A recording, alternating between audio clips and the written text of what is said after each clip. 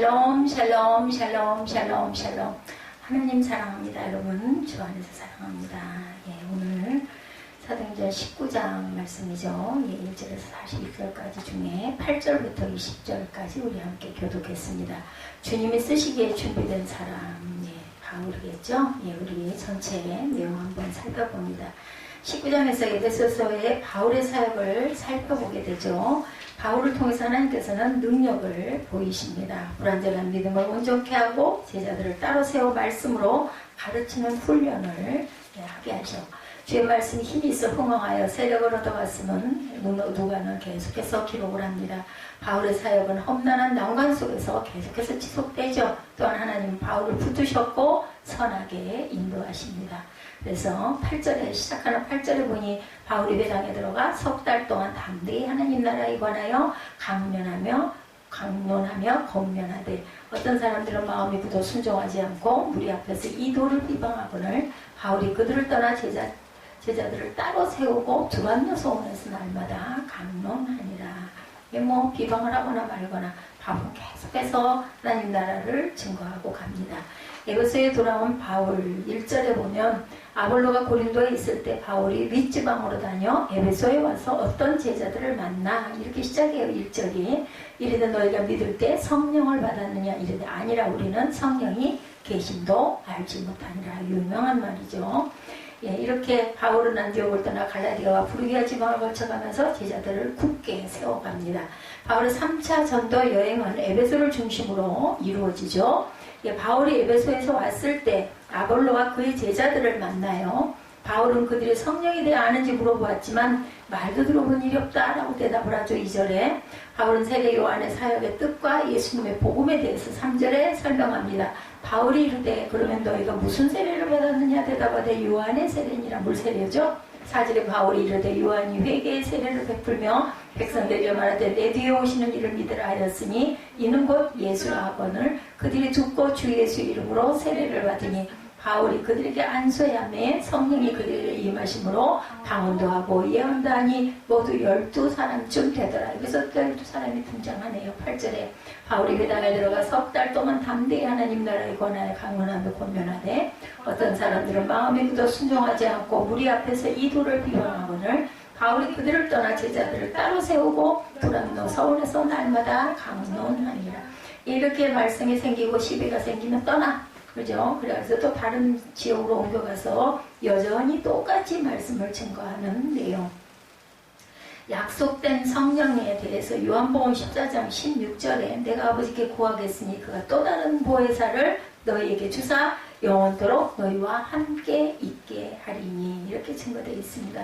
온전한 그리스도인에 대해서 말씀하죠. 바울의 에베소의 사역은 초기 기독교에 대해서 발생한 변칙적인 것을 교정하는 역할, 잘못된 것들을 바로잡는 역할을 했다.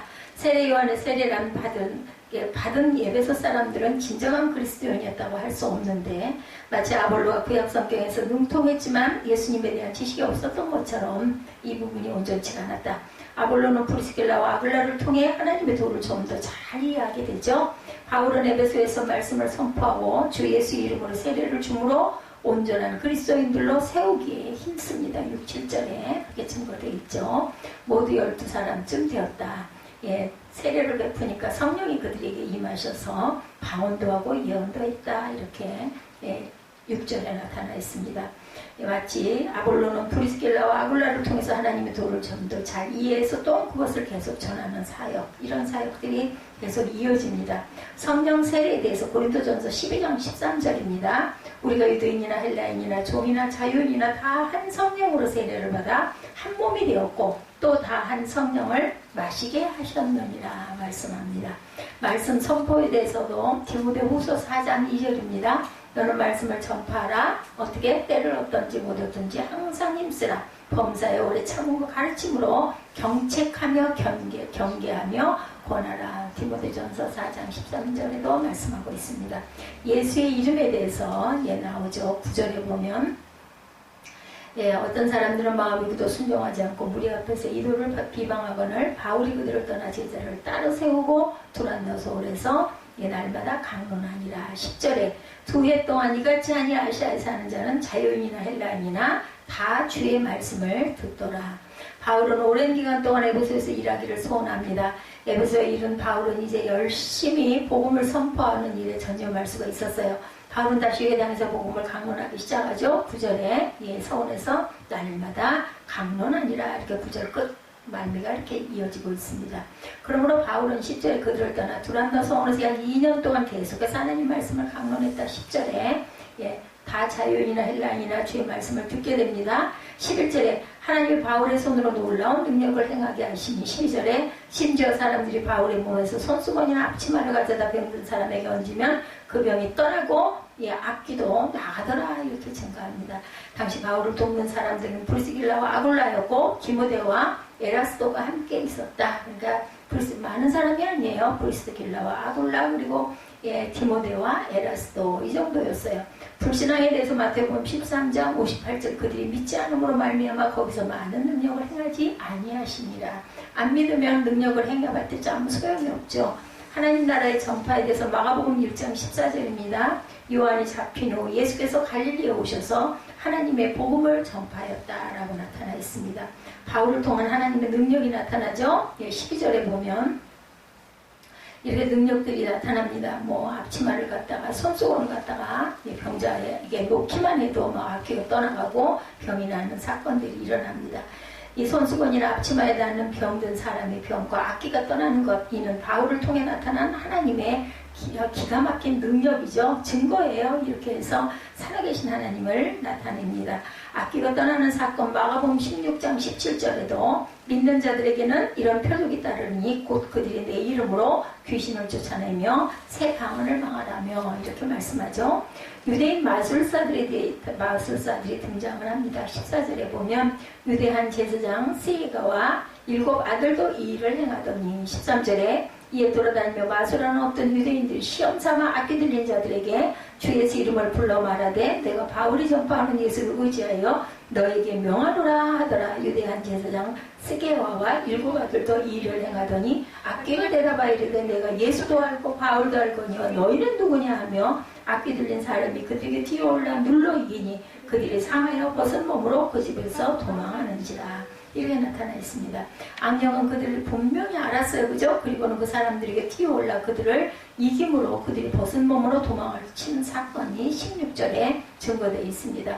더욱 놀라운 사실은 바울이 에베소에서 사역하는 동안 많은 마술사들이 죄를 고백하고 마술을 버리고 그들의 책을 불살르는 사건이 나타나죠. 17절 봅니다. 에베소에 사는 유대인과 헬라인들이 다 이 일을 알고 주용하며 주 예수 이름을 높이고 믿는 사람이 많이 와서 자복하여 행한 일을 알리며 19절에 보면 불사르는 사건 나타나죠.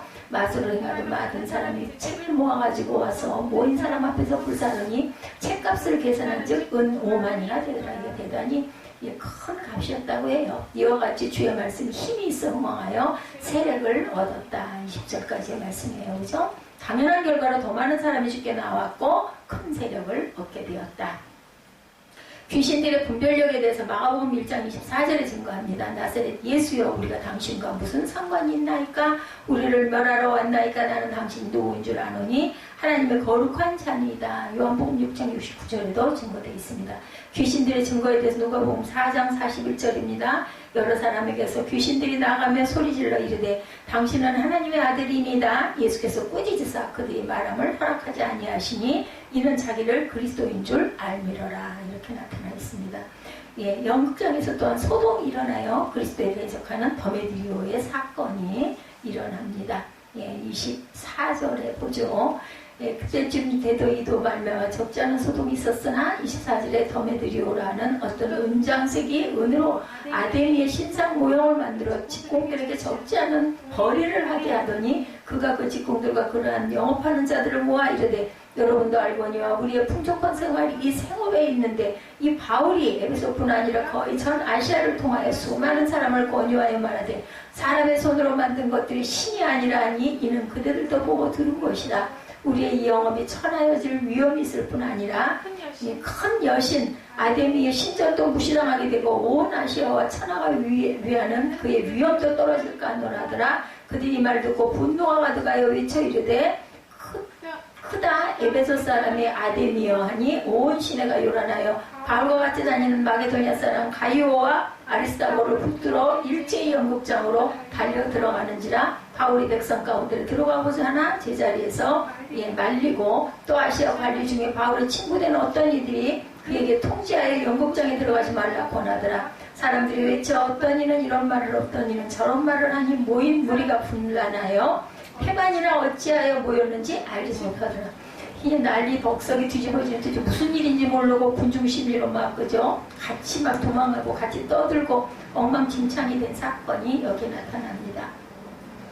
에베소에서 큰 위기를 겪죠. 이렇게 해서 그것은 은장색 더메드리오를 위한 위기. 은장색 더메드리오는 아데메 신상을 은으로 만들어서 수입을 올렸어요. 근데 바울이 복음 전파로 사람들이 우상을 지내려 사지 않게 되는 사건. 이에 더메드리오는 같은 업에 종사하는 사람들을 모아서 난동을 부립니다. 아데메는 소아시아 지역에서 먼 옛날부터 숭배해오던 모신에게 에베소인들이 붙인 이름이었다고 그래요. 어머니 신이네요. 모신이면. 더욱이 에베소에 있는 아데미 신전은 오래된 아데미의 상이 새겨져 있는 세계 7대 불가사의 중에 하나인 거대한 건물이었다. 27발절에 나타나 있었죠. 연극장에 모인 무리들은 수입원이 사라질지 모른다는 두려움, 그들의 분노는 대중들에게까지 가져 수많은 군중이 시위하기 위하여 극장으로 몰려갑니다. 그들은 바울과 동행하는 가이오와 아리스타고를 잡아 연극장으로 끌어가죠. 우상의 제작이 돼서 로마서 1장 23절에 썩어지지 아니하는 하나님의 영광을 썩어질 사람과 새와 짐승과 기어다니는 동물 모양의 우상으로 바꾸었느니라 이렇게 증거합니다. 인간의 분노에 대해서 야고보서 1장 20절입니다. 사람이 성내는 것이 하나님의 의를 이루지 못함이라. 서기장이 소요의 진압에 대해서도 나타나죠. 이 거대한 야외 연극장은 24,000명 정도의 수용할 수 있는 그런 넓이였다고 그래요. 물론 여기서 시민들이 정기적인 모임이 있었을 것이고, 이 군중들의 모임은 정기적인 모임이 아니라 로마의 처벌을 초래할 만한 불법 집회였다. 이번에 이 사건. 그러므로 시의 서기장이 우려하면서 군중들을 진정시켜서 집으로 돌려보내죠. 군중들이 그것에 왜 모였는지 모르면서 2시간 동안 구호를 외치기도 했다. 군중심리예요. 바울은 아시아 관원들이 연극장으로 들어가려는 것을 말림으로 이 소동으로 인해 큰 해를 입지 않습니다. 31절에 보면 이렇게 그렇게도 보호하는 세력들이 있죠. 사람들이 외쳐 어떤 이는 이런 말을 어떤 이는 저런 말을 하나 모인 무리가 도대체 무슨 일인지 모르더라. 33절에 유대인들이 무리 가운데 알렉산더를 권하여 앞으로 밀어내니 알렉산더가 손질하며 백성들의 변명하려 하고 그들은 그가 유대인인 줄 알고 다 한 소리로 외쳐 이르되 크다 에베소 사람의 아데미아 하기를 2시간이나 하더니 서기장이 무리를 진정시키려 이르되 에베소 사람들아 에베소 시가 큰 아데미아 제우스에게서 내려온 우상의 신천지가 될 줄 누가 알지 못하겠느냐. 이 일이 그렇지 않다 할 수 없으니 너희가 가만히 있어서 무엇이든지 경솔히 아니하여 하리라. 신전의 물건을 도둑질하지도 아니하였고 우리 여신을 비방하지도 아니한 이 사람들을 너희가 붙잡아 왔으니 만일 더메드리오와 그와 함께 있는 직공들이 누구에게 고발한 것이 있으면 재판날도 있고 총독들도 있으니 피차 고소할 것이요 만일 그 외에 무엇을 원하면 정식으로 민회에서 결정할지라. 오늘 아무 까닭도 없이 이 일에 우리가 소요 사건으로 책망받을 위협이 있고 우리는 이 불법 집회에 관하여 보할 자료가 없다 하고 이에 그 모임을 흩어지게 하느라 책임지지 않겠다라는 거죠. 이 사건에 대해서. 그는 이 사건은 당시 복음의 위력이 얼마나 큰 충격을 주었는지를 이에 잘 나타냅니다. 바울은 아시아 관원들이 연극장으로 들어가려는 것을 말림으로 소동 안에서 큰 해를 입지를 않았어요. 그죠? 지혜로운 모사에 대해 사도행전 5장 35절입니다. 말하되 이스라엘 사람들은 너희가 이 사람들에게 대하여 어떻게 하려는지 조심하라. 경솔함에 대한 경책입니다. 전도서 7장 9절. 급한 마음으로 노를 말하지 말라. 노는 우매한 자들의 품에 머무름이라. 우리가 정말 혼내는 거 조심해야 돼요. 복음은 능력이에요. 그죠? 우리 19장 전체 내용은 복음은 능력이고 하나님은 바울을 통해서 희한할 정도로 큰 능력을 보이셨죠? 앞치마에서도 그저 갖다 손수건만 갖다 놔도 병이 낫고 악기가 떠나가는 사건. 이 복음의 능력을 체험했기 때문에 후에 힘 있는 증거를 할 수가 있었다. 이것은 바울을 모방하려 했던 마술사들의 모습과 얼마나 대조로 보이는지를 우리가 생각하게 합니다. 경건은 모양이 아닌 능력이면 분명히 교훈하고 있는 바울의 사역을 엿볼 수가 있는데 하나님이 우리 주님이심을 고백하죠. 그 하나님이 우리와 함께 계심을 우리가 또한 믿습니다. 예수님은 지혜 있고 진실한 청지기들을 찾으시죠. 주인에게 그 집 종들을 맡아 때를 따라 양식을 나눠줄 자를 원하시는 주님이죠. 누가복음 15장 42절에 주님의 뜻을 알고 준비하여 쓰임을 받아야 되겠고 우리가 지혜 있고 진실한 사람 되기를 늘 소망해야 되겠다. 예수님은 달란트의 비유로 천국을 설명하시죠. 마태복음 25장에 보면 5달란트를 맡은 종과 2달란트를 맡은 종은 그것으로 장사해서 각각 5달란트와 2달란트를 남겨요. 그죠? 오랜 후에 그 종들이 주인이 돌아와 결산합니다. 주인은 그 2 종에게 착하고 충성된 종이다 이렇게 불렀어요. 그러나 1달란트를 받아서 땅에 묻어두었던 종에게 뭐라고 해요? 악하고 게으른 종이라고 하죠. 예수님은 착하고 충성된 종과 악하고 게으른 종으로 구분을 합니다.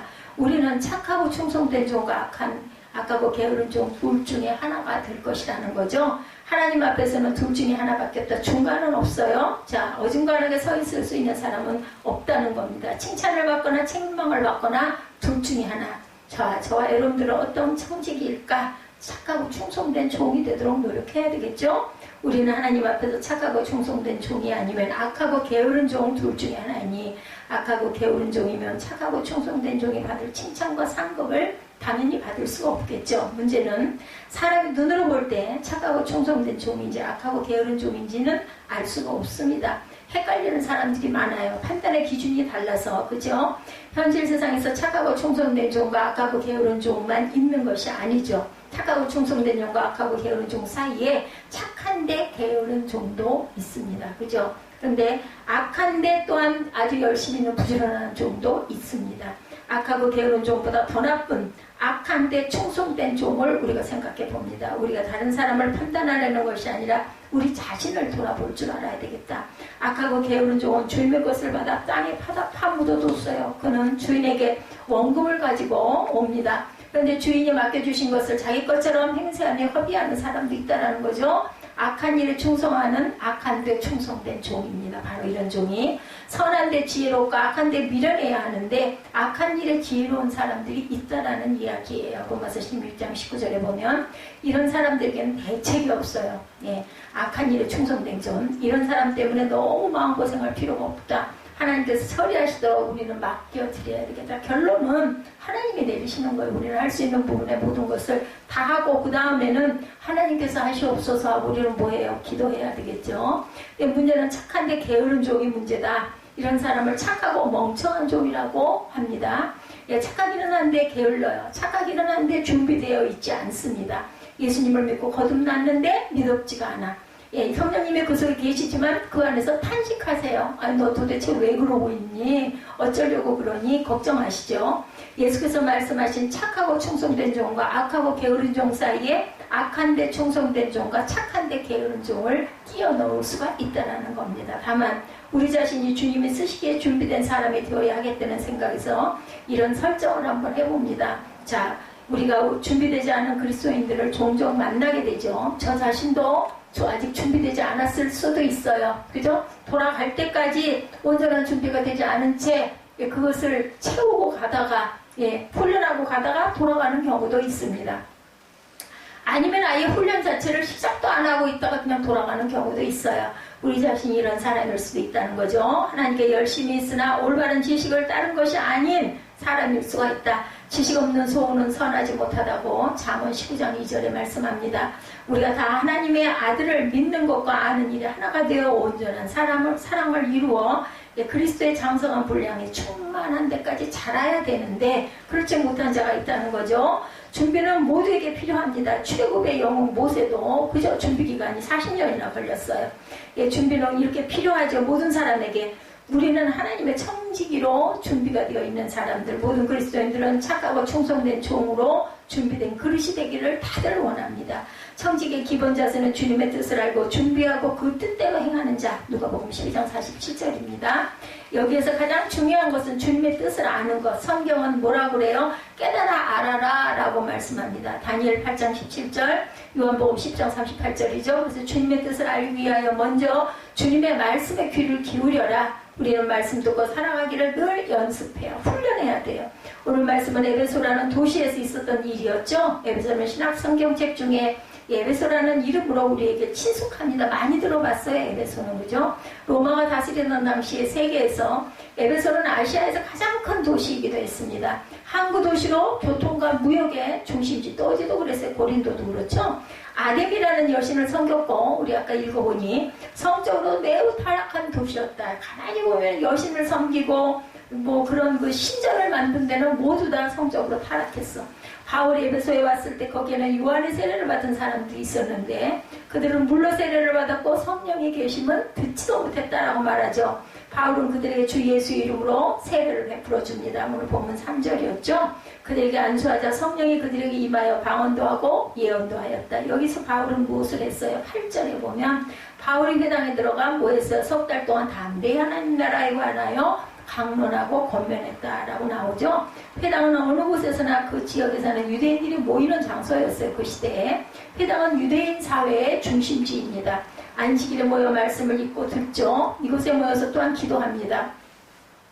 유대인들 사이에 생긴 문제들을 토의하고 결정하고 자체적으로 재판까지 합니다. 회당은 세계에 흩어져 사는 유대인들에게 작은 성전으로, 지금으로 보면은 뭐 우리 교회들 여기저기 교회 있는 것처럼, 아니면 또 뭐 순복음 교회들이 여기저기 흩어져 있고 장로교들이 또 있고 감리교들이 있는 것처럼 이렇게 여기저기 흩어져 있는 작은 성전, 뭐 지교회, 지성소 뭐 이렇게 얘기할 수가 있겠죠. 바울은 전도할 때 그 지역의 회당에서 유대인들에게 전도했다. 구약의 말씀을 들어서 예수님의 그리스도이심을 선포합니다. 말씀을 듣고 예수님을 믿는 사람도 있고 격렬하게 반대하는 사람도 있었다. 오늘 본문에도 그렇게 얘기하죠. 그러면 또 그냥 바울은 슬그머니 피해요. 싸우지 않고 다른 지역으로 이동해서 또 열심히 강론하죠. 이렇게 하고 다닙니다. 에베소의 회당에서 석 달 동안 하나님 나라에 관하여 강론하며 권면합니다. 이곳은 그에게 매우 호의적이었어요. 석 달 동안이나 있을 수 있었으니까. 그죠? 그런데 어떤 사람들이 있었어요. 9절 전반절에 어떤 사람들은 마음이 굳고 순종하지 않고 무리 앞에서 이도를 비방하였다. 바울의 전도를 듣고 예수를 믿는 사람도 있었지만 마음이 굳어서 거절하는 사람도 있습니다. 그들은 스스로 마음을 닫고 말씀을 받아들이지는 않죠. 자신만 말씀에 순종하자는 것이 아니라 사람들 앞에서 자꾸 비방을 해서 선동을 합니다. 공개적으로 바울에게 대항하죠. 사람은 선한 일을 어렵게 배워서 쉽게 잊고 악한 일을 쉽게 배워서 어렵게 잊어버리기도 합니다. 보통 사람이 선을 좋아하고 악을 싫어하는 것도 사실이지만 저것도 사람인가를 묻고 싶은 유스거리들이 있다는 현실, 오늘날이죠. 악한데 충성된 종이 있다는 거예요. 자기 양심이 화인을 맞아서 외식함으로 거짓말하는 자들, 디모데전서 4장 2절입니다. 역사적 사명감을 가지고 못된 일을 하는 사람들이 있다는 거죠. 그래서 힘들고 괴로워할 때가 있습니다. 그래서 착하게 살려는 생각을 버리려는 사람도 있죠. 왜냐하면 그렇게 해가지고 세상을 못 살아, 이런 생각들을 한다는 거죠. 그런데 우리는 정말 생각해야 됩니다.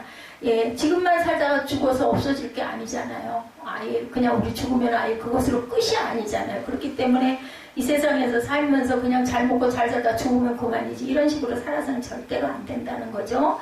역사적 사명감을 가지고 못된 일을 하는 사람들, 그래서 힘들고 괴로워할 때가 있는데 그래서 착하게 살려는 생각을 버리려는 사람들, 절대로 그래서는 안 된다. 우리는 사람을 보고 사는 사람이 아니라 하나님을 소망하며 하나님의 나라를 바라보며 우리 생명 뒤에 있는 영원한 생명을 우리가 바라볼 줄 알아야 된다. 그래서 오늘 말씀을 우리가 배워야 되는 것, 에베소에서 바울은 석 달 동안 담대히 하나님 나라에 관해서 강론하고 권했는데 마음이 굳어 순종하지 않는 사람들 앞에서 비방하는 사람들이 있어가지고 바울은 9절 후반절에 보면 그들을 떠나 제자들을 따로 세우고 두로안노 서원에서 날마다 강론하니라. 에베소에서 있다가 안 되겠으니까 두로안노 서원으로 가서 또한 날마다 강론합니다. 지금까지 바울은 순회 전도를 지금 3차 전도 여행입니다. 여러 곳을 다니며 예수님이 그리스도라고, 예수님이 하나님이시라고 선포한 거예요. 그냥 쉽게 말해서 예수 그리스도가 하나님의 아들이시다 라고 선포한 거. 그리고 박해가 일어나면 다른 곳으로 가서 또한 계속해서 복음을 전합니다. 말씀을 뿌리고 싹이 나고 자라서 꽃이 피고 열매 맺는 것을 보지 못합니다. 그동안 씨앗을 뿌리는 전도를 주로 해요. 그러다 보면 어디서 데살로니가 교회처럼 교회들이 서 있고, 그죠? 에베소 교회처럼 교회가 서 있고, 빌립보 교회처럼 교회가 서 있고, 너무나 기쁘죠. 그 소식을 들으면. 에베소에서 새로운 방법을 사용합니다. 그동안은 회당에서 말씀을 전하는데 이제는 서원에서 제자들을 따로 세우고 날마다 강론했다. 두란노 서원이죠. 바울이 에베소에서 2해 동안이나 그렇게 해서 그 지역에 사는 많은 사람들이 주의 말씀을 들었다. 10절이죠. 두란노 서원에서 서원이라는 것은요, 개인 학당이라고 나타나서 개인 학당, 서원이라는 것은 스콜레로 나타나 있습니다. 스콜레, 이건 개인 학당. 옛날 헬라의 유명한 선생님들은 서원을 하나씩 가지고 있었다고 해요. 소크라테스에게 플라톤과 같은 사람이 제자가 된 것과 같은 그러한 사건. 두란노는 사람의 이름인데, 두란노라는 것은 에베소의 유명한 철학자이자 수사학자인 티란누스를 가리켰다고 해요. 두란노 소원 해가지고 서원 이름인 것 같은데 사람 이름이었어요. 티란누스. 에베소에서 가장 유명한 철학자이고 많은 학생들을 가르치는 사람이었다. 때문에 가장 큰 서원을 가지고 있었다는 거죠. 두란노 소원. 티란누스라는 사람. 바울이 이곳에 왔을 때 이 두란노 소원은 아마 비어 있었던 것 같아요. 그래서 이곳을 임대해서 제자들을 가르칩니다. 중요한 것은 이곳에 자리를 잡고 성경을 가르친 것. 여러 개의 반을 만들어서 성경 학교를 열었다는 거예요. 그때도 성경 학교가 있었어요. 말씀을 아주 깊이 있게 가르칩니다. 더욱이 2년 이상이나 성경 학교를 열어 말씀을 가르쳤습니다. 그동안에는 회당이나 거리에서 전도했는데 이곳에서는 서원의 제자들을 모아 2해 동안 날마다 말씀을 강론합니다. 바울은 왜 에베소에서 새로운 방법을 사용하였는가? 아볼로가 에베소에서 성경을 가르친 것에서 영향을 받았을 것이고, 아볼로는 성경으로 예수는 그리스도라고 증언하고 공중 앞에서 힘있게 유대인들의 말을 이겼습니다. 사도행전 18장 28절에 나왔었죠.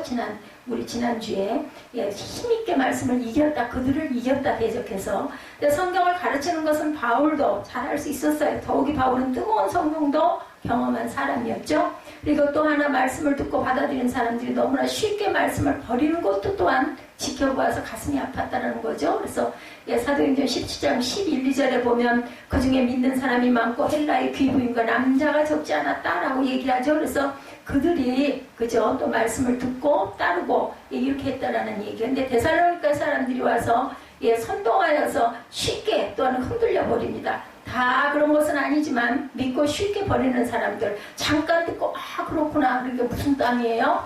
자갈밭, 돌밭, 그죠? 그리고 가시덤불, 뿌려지기는 뿌려졌어. 근데 좋은 땅이 아니다 보니까 그냥 가시떨 위에 떨어져서 가시가 자라서 기운을 막아버렸다라고 말씀합니다. 마태복음 13장 3절에서 8절이죠. 그런데 덜어는 좋은 땅에 떨어지며 어떤 것은 100배, 어떤 것은 60배, 어떤 것은 30배의 결실을 맺었다라고 말씀합니다. 이렇게 예수님은 씨 뿌리는 비유를 설명해서 말씀을 그것을 알게끔 하십니다. 그래서 우리가 항상 예배당에서 계속 다니지만 열매를 맺지 못하는 사람들이 있어요. 교회 열심히 다니지만 말씀을 들으나 세상의 염려와 재물의 유혹에 말씀이 막혀서 결실하지 못하는 사람들, 이게 가시덤불에 떨어지고 길가에 떨어지고 그죠? 좋은 땅에 떨어지지 못한 돌밭에 떨어지고, 그래서 결국은 말씀이 깊이 박히지를 못하고 열매를 거두지 못하는 일. 그래서 말씀의 뿌리를 내려 염려를 버리고 유혹을 이겨내는 훈련이 우리에게 필요하다. 저는 오늘도 그런 생각을 했습니다. 이런 과정들이 우리를 훈련하시는, 하다못해 지금 코로나 바이러스도 마찬가지로 우리를 훈련하시는구나. 우리가 일상에, 저도 그랬거든요. 매일매일 당연히 하루가 아침이 오고 하루의 일상이 이어지고, 그리고 밤이 오고 우리는 평안하게 잠을 자고 그 뒷날은 아무 문제 없이 또 일어나고 이럴 줄 알았는데, 요즘에는 내 생명이 정말로 내게 아니구나라는 것을 우리가 실감하지 않습니까? 이런 것처럼 우리가 이런 어려운 환경, 연단과 훈련 속에서 하나님이 살아계심을, 우리의 인생이 내 것이 아님을 더욱더 깨달아 알게 하시는 하나님, 분명한 뜻을 갖고 하나님께서 계시다라는 것. 사람마다 차이는 있죠. 그러나 누구에게나 연습과 준비는 다 필요한 것이라는 것. 저는 그런 부분들이 많이 부족했던 사람이어서 진작에 예전에 이런 일들이 좀 제게 엄습해 왔더라면 지금쯤 조금 더 든든하게 철 있는 사람으로 서 있지 않을까, 이런 좀 안타까움이 있습니다. 그래서 우리가 살아가면서 젊은 시절에, 어린 시절에 차라리 좀 고난이 있는 게 낫겠다. 그래야 우리가 그것을 뚫고 나가고 견딜 힘이 있지 않겠느냐는 거죠. 좋은 일일수록 우리가 더 많은 준비가 필요하죠.